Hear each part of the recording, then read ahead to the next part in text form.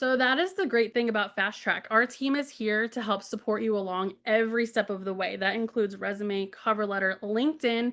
You might be the type of person who might not feel as comfortable with putting all of this in kind of creating a profile on LinkedIn and starting that because maybe you're starting from scratch and you really need to build that confidence on what do I put as my profile picture? What do I use as a banner picture? What about my about me? Is it too much? Is it too little? How can I strengthen this to really stand out to other people who might be looking at my LinkedIn? Or maybe you sent in an application for a position and they're going to look at your LinkedIn to make sure that everything matches, right? So we want to make sure that we can really make it as strong as a profile as we possibly can. Again, to make sure that you are coming off as a real human, not just this piece of paper.